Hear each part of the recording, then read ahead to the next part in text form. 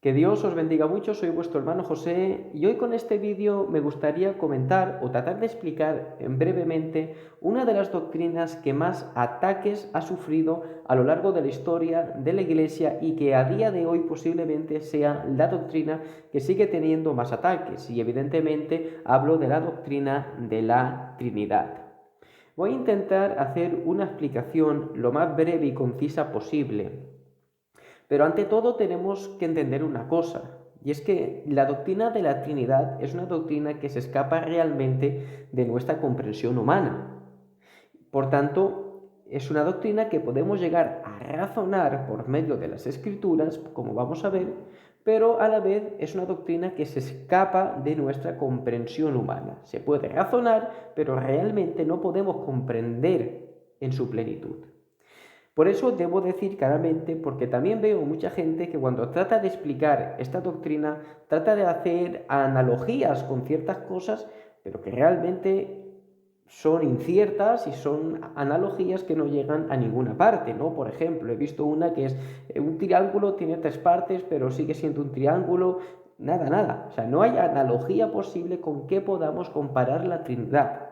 La Trinidad la razonamos a la luz de lo que la palabra nos muestra y también usando las herramientas que la tradición de la Iglesia nos ha dejado y que son válidas conforme a las Escrituras. Y vamos al lío.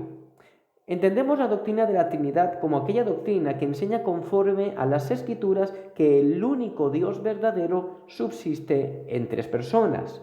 Entendiendo siempre el término persona, ojo a esto, entendemos el término persona como sujeto consciente y responsable de las acciones.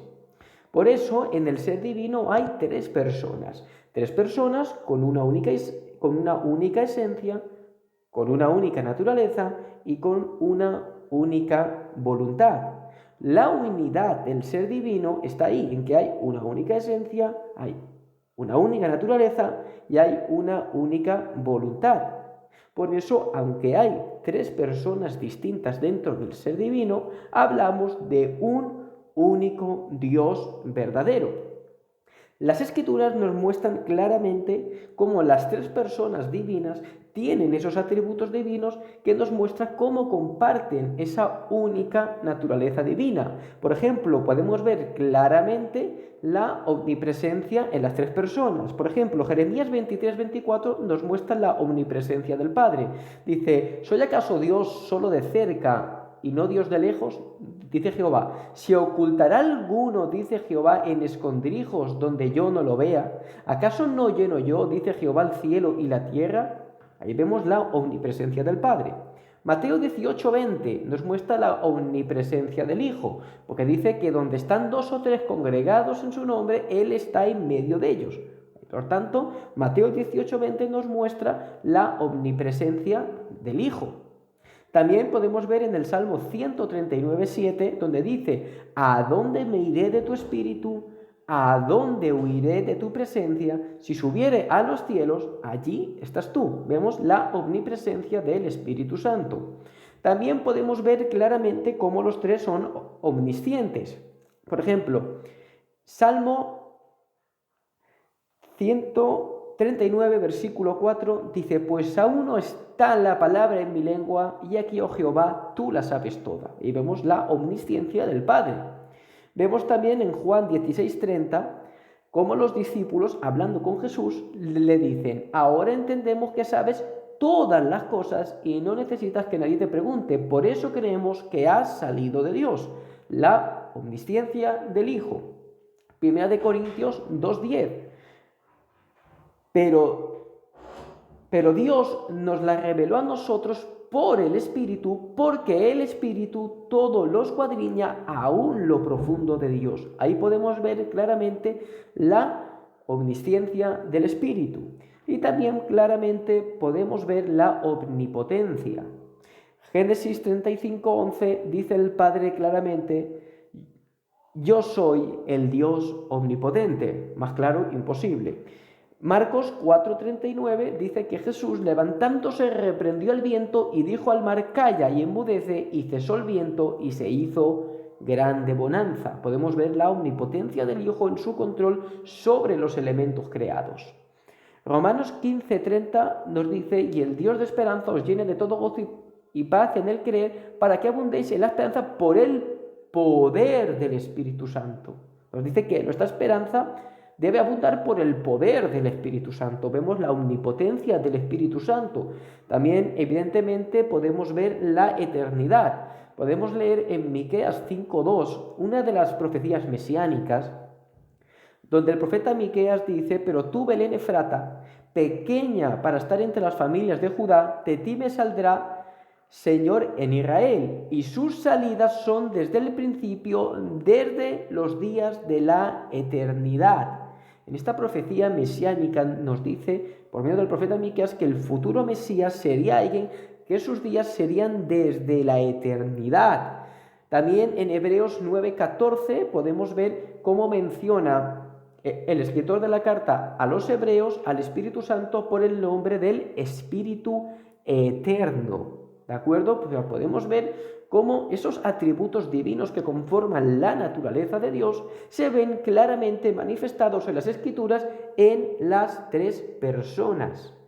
Y claro, aquí surgen unos de los que atacan, ¿no?, la doctrina de la Trinidad suelen ser los unitarios, ¿no?, que son lo que antiguamente se conocía como monarquinistas modalistas, ¿no? O sea, que enseñan que solo hay una persona divina y que el Padre dejó de ser Padre para ser Hijo y dejó de ser Hijo para ser Espíritu Santo.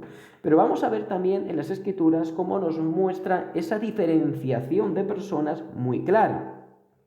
Vamos a leer en el capítulo 3 de Mateo, versículo 16, en el bautismo de Cristo, como dice: y Jesús, tenemos una persona, después que fue bautizado, subió del agua, y aquí los cielos le fueron abiertos y vio al Espíritu que descendía, dos personas, que descendía como paloma y venía sobre él. Y hubo una voz de los cielos que decía: este es mi Hijo amado, en quien tengo complacencia. Tres personas, las tres personas de la Trinidad simultáneamente actuando en estos versículos.